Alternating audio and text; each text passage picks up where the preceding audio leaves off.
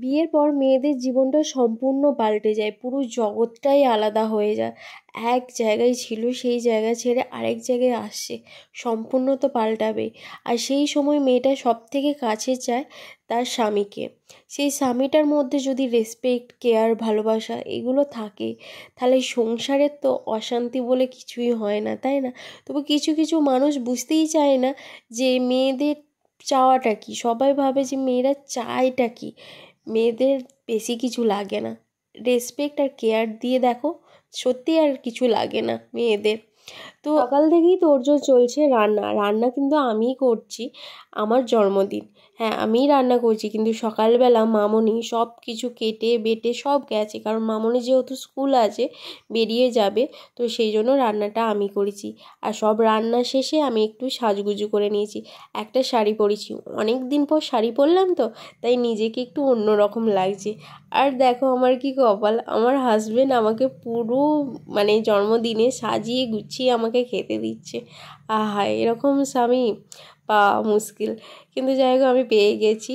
আর বললাম না, respect caring, সত্যি রেসপেক্ট আর কেয়ারিং থাকলে সেই সংসার আর অশান্তি ভোগে না। আর এখানে মেনু হয়েছিল ফ্রাইড রাইস, পমফ্রেট মাছ ভাজা, তারপরে চিকেন কষা, চাটনি, পাঁপড়, আর হচ্ছে মিষ্টি, দই, এই ছিল। আর মেয়েদের জন্মদিনে নাকি পায়েস করতে নেই, সেই জন্য পায়েসটা আর হয়নি। হ্যাঁ, বিয়ের আগে মা পায়েস করতো না, কারণ বলে মেয়েদের পায়েস খেতে নেই জন্মদিনে, সেই জন্য।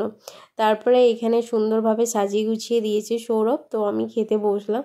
তো লাস্টে দেখছি ও আবার একটু খাইয়ে দিচ্ছে, ও ভাবলো তাহলে একটু খাইয়ে দিই, আজকে ওর স্পেশাল ডে।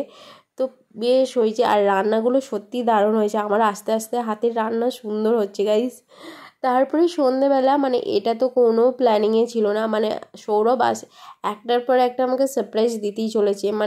আমার যে জন্মদিনে এত কিছু হবে আগের দিন কোনো ঠিক ছিল না, ও পরকে পর আমাকে সারপ্রাইজ দিতে চলেছে। এই যে এই গেট আপটা দেখো, ও নিজেই সাজাচ্ছে বেলুনগুলো, এই দিকটা সাজানো হোক, ততক্ষণে আমি সেজে গুজে নিই। দিয়ে এসে দেখছি খুব সুন্দরভাবে ও ব্যাকগ্রাউন্ডটা সাজিয়েছে আর কেকটা নিয়ে এসেছে। আর লাইটটা অফ করে দেওয়ার পর আরও সুন্দর লাগছে, বেশ ভালো। সিম্পলের মধ্যে একদম আমার খুবই খুবই ভালো লেগেছে। আর এখানে সব দেওররা চলে এসেছে, ওরা বেলুনগুলো ফোলাচ্ছে, আর এখানে প্রীতিদিও চলে এসেছে। তো সবাই মিলেই কেক কাটা হবে। তো আমি যেটা বললাম, ও রাত 12টার পর যে সারপ্রাইজটা, তারপর সকালবেলা কী কী হবে আমি কিচ্ছু জানতাম না। সকালবেলা উঠে ও বাজার করে নিয়ে আসে যে এই রান্না হবে। আর লাস্টে কেক কাটা হচ্ছে, কেক কাটার পর সবাই বাড়ি চলে গেছে। আর এখানে প্রীতিদি আমাদের বাড়িতে ছিল, তো একটু মোমো পার্টি হচ্ছে, মোমো খাওয়া দাওয়া করে বেশ আড্ডা দিয়ে তারপরে প্রীতিদি বাড়ি যাবে। তো আমার দিনটা তো খুবই ভালোভাবে কাটলো, যেহেতু স্বামী এতগুলো আমাকে সারপ্রাইজ দিয়েছে পরকে পর, যে কী বলবো। আর লাস্টে বেলুনগুলো কী করবো, ফাটিয়ে তো লাভ নেই, তাই এরকমভাবে আমি ঘরে সাজিয়ে রেখেছি। বাই, দেখা হচ্ছে নেক্সট একটা ব্লগে।